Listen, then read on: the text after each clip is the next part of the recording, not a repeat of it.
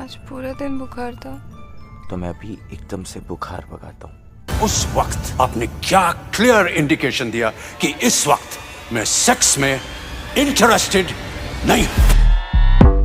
So hey guys, আজকের এই ভিডিওতে আমি আপনাদের সাথে শেয়ার করতে চলেছি টপ 5 ইন্ডিয়ান মোস্ট ব্রুটাল এবং সোসাইটি ইস্যু নিয়ে তৈরি কিছু এমন কন্ট্রোভার্সিয়াল মুভি আর সিরিজ যা আপনাদের মধ্যে প্রত্যেকটি ছেলের এবং স্পেশালি মেয়েদের তো নিজের জীবনে অন্তত একবার অবশ্যই দেখা উচিত। কারণ এই সমস্ত মুভি আর সিরিজে এমন কিছু জিনিস দেখানো হয়েছে যা নিয়ে কেউ কথা পর্যন্ত বলে না। তাই ভিডিওটি কোথাও স্কিপ না করে শেষ পর্যন্ত অবশ্যই দেখুন। हमको परिवार के नाम पे, परंपरा के नाम पे, प्रेम के नाम पे व्यवस्थित तरीके से चुतिया बनाया गया है। নাম্বার 5, পূজা নামের এমন এক মেয়ে যে নিজের প্রাইভেট পার্টে ব্লেড দিয়ে নিজে কাট করে নেয় শুধু এটা দেখানোর জন্য নিজের স্বামীকে যে তার এখন পিরিয়ডস চলছে। শুনতে বেশ অদ্ভুত লাগছে না? হ্যাঁ বন্ধুরা, পুরো সিরিজটিই অত্যন্ত অদ্ভুত, যেখানে পূজা নামের এক নববধূর ওপর তার স্বামীর দ্বারাই ফুলসজ্জার রাতেই প্রচুর অত্যাচার করা হয়, যার পর সে পুরোপুরি ভেঙে পড়ে। একদিকে তো নিজের প্রাণ নেওয়ার চেষ্টা চলছে আর অন্যদিকে সে লড়তে চায়। তো ব্যাস, এই সিরিজে এটাই দেখানো হয়েছে যে সে শেষমেশ নিজের হকের জন্য এই সমাজের সাথে কিভাবে লড়ে। সিরিজটি বর্তমানে বেশ চর্চায় আছে, যা আপনাদের সকলের একবার অবশ্যই দেখা উচিত, যা হলো এই বছর এপ্রিলে আসা জিও হটস্টারের চিরাইয়া। IMDb-তে 6.2 রেটিং পেয়েছে। নেক্সট মুভি হলো 2006-এ আসা এক এমন তগড়া মুভি যা ইউটিউবে একদম ফ্রিতে অ্যাভেলেবল, যেখানে গল্প দেখানো হয়েছে এক ভারতীয় মহিলার যার লিড রোলে আছে নয়শোজা রায় এবং নিজের স্বামীর সাথে লন্ডনে থাকছেন।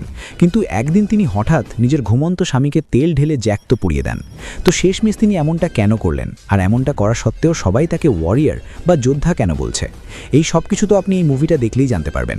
মুভিটির নাম হলো প্রোভোকড। IMDb-তে 6.4 রেটিং পেয়েছে। নেক্সট মুভি হলো 2023-এ আসা মোস্ট কন্ট্রোভার্সিয়াল মুভি, যেখানে গল্প দেখানো হয়েছে এক তরুণীর যার নিজের ফিউচার নিয়ে অনেক বড় বড় স্বপ্ন আছে এবং সে নিজের জীবনে নিজের পায়ে দাঁড়িয়ে কিছু করতে চায়। কিন্তু এর মধ্যেই তার বিয়ে এক ইন্ডিয়ান মিডল ক্লাস জয়েন্ট ফ্যামিলিতে হয়ে যায়, আর ব্যাস এরপরই তার পুরো জীবন বদলে যায়। কারণ বিয়ের পর সে কেবল এক পরিচারিকা হয়ে যায়, এমনটাই তার মনে হয়। তো এই সব থেকে বেরিয়ে এসে কি সে আবার নিজের স্বপ্ন পূরণ করতে পারে কি পারে না, আর এর জন্য শেষ পর্যন্ত সে যা কিছু করে, এই সব কিছু তো আপনি এই মুভিটি দেখলেই জানতে পারবেন, যা হলো 2023-এ আসা Z5-এ অ্যাভেলেবল মিসেস। IMDb-তে 6.7 রেটিং পেয়েছে। बस यही सुनना रह गया था, बेटी डाइवोर्स करेगी। जाने दे बेटा, थोड़ा बर्दाश्त करना सीखना चाहिए औरतों को। পরের মুভিটি হলো 2020-তে আসা কন্ট্রোভার্সিয়াল টপিকে তৈরি এই তগড়া মুভি, যার গল্প মেনলি ফোকাস করে এক স্বামী আর স্ত্রীর ওপর যাদের জীবন একদম ঠিকঠাক চলছিল।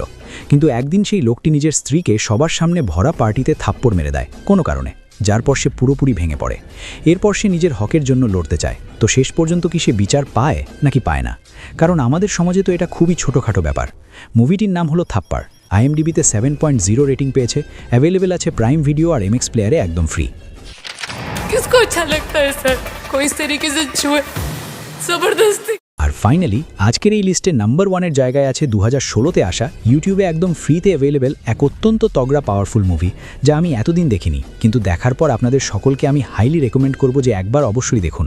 যার গল্প মেইনলি ফোকাস করে 3টে মেয়ের ওপর যারা ইন্ডিপেন্ডেন্ট এবং শহরে চাকরি করছে, কিন্তু এক পার্টির সময় কিছু ছেলের দ্বারা তাদের সাথে খুব নোংরা আচরণ করা হয়, যার পর তারাও এমন কিছু করেছে যার কারণে তারা বর্তমানে কাঠগড়ায় দাঁড়িয়ে। পুরো মুভিটি কেবল এটা দেখানোর চেষ্টা করে যে না মানে শুধুই না, আর কনসেন্ট বা সম্মতি, যার মানে তো বর্তমানে আজকের দিনে সবাই ভুলেই যাচ্ছে, কারণ দিন দিন রেপ কেস বেড়েই চলেছে। মুভিটির নাম হলো পিঙ্ক। IMDb-তে 8.0-র বেশ তগড়া রেটিং পেয়েছে। অ্যাভেলেবেল আছে ইউটিউবে একদম ফ্রি।